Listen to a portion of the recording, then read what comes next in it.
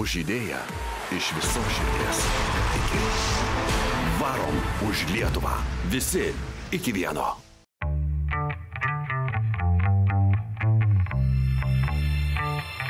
Kągi, labas rytas, kamuolėlį.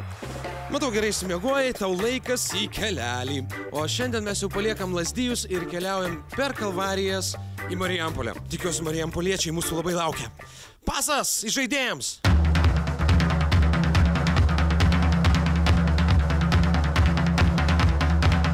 Aš šiandien kalbinu kolegą, kurio negaliu patikėti, tiesą pasakius. Žinot, kaip yra sakoma, negaila nei kojyčių, nei rankyčių. Tai klausyk, kaip tu čia taip sugalvojai, tokioj situacijoje varytą kamuolį?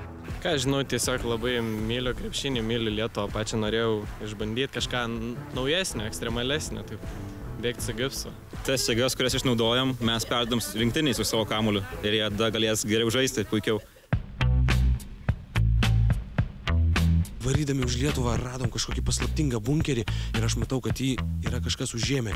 Klausykit, vyrai, ką čia darot? Saugom Lietuvos rinktinės kamuolį nuo ispanų.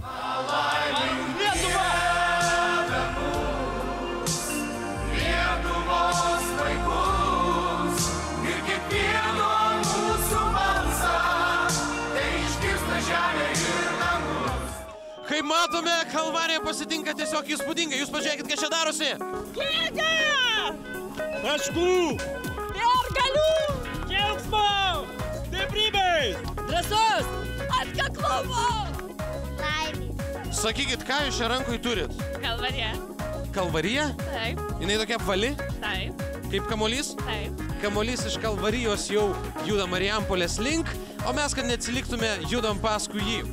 Tikiuosi, Marijampolė mūsų labai laukia. Varom! Štai kaip vyriškai ir audringai pasitinka mūsų Marijampolė. Meilė, krepšinį. Sėkmės kamuolį! Už Lietuvą! Marijampolė varo už Lietuvą!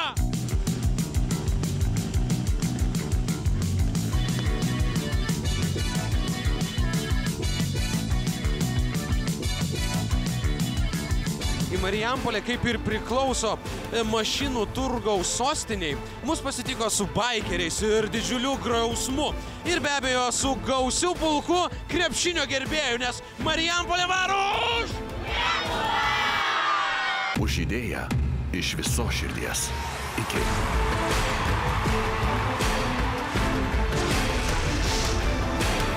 Varom už Lietuvą. Visi iki vieno.